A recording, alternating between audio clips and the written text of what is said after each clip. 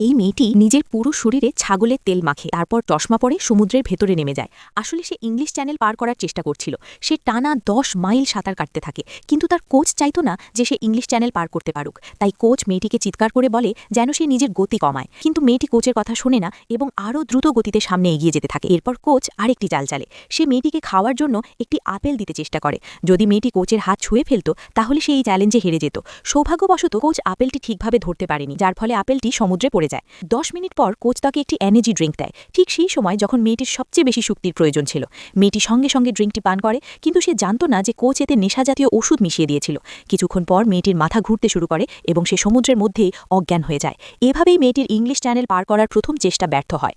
3 দিন পর সে দ্বিতীয়বার ইংলিশ চ্যানেল পার করার চেষ্টা করে। এবার তার বাবা ও বোন একটি নৌকায় বসে তাকে দিক নির্দেশনা দিচ্ছিল। মেয়েটি প্রথমে টানা 8 মাইল সাঁতার কাটে। তখন সে দেখতে পায় জেলিফিশের একটি ঝাঁক তার পথ আটকে দিয়েছে। জেলিফিশগুলোর মাঝ দিয়ে যাওয়া ছাড়া তার আর কোনো উপায় ছিল না। অগণিত জেলিফিশ তার উপর আক্রমণ করে, তার পুরো শরীর ক্ষতবিক্ষত হয়ে যায়।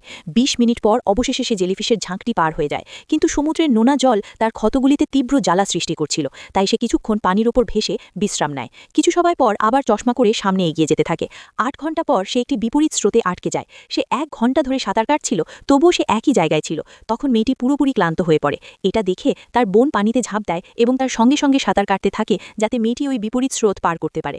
1 ঘন্টা পর বোনের শক্তি ফুরিয়ে যায় এবং সে নৌকায় ফিরে যায়। এখন মেয়েটি সমুদ্রে একা সাঁতার কাটছিল। সন্ধ্যা ঘনিয়ে আসতেই সমুদ্রে ঘন কুয়াশা নেমে আসে। নৌকাটি আর তাকে দিক নির্দেশনা দিতে পারছিল না এবং বাধ্য হয়ে নৌকাটিকে সেখান থেকে চলে যেতে হয়। মেয়েটির কাছে সামনে সাঁতার কাটা ছাড়া আর কোনো পথ ছিল না।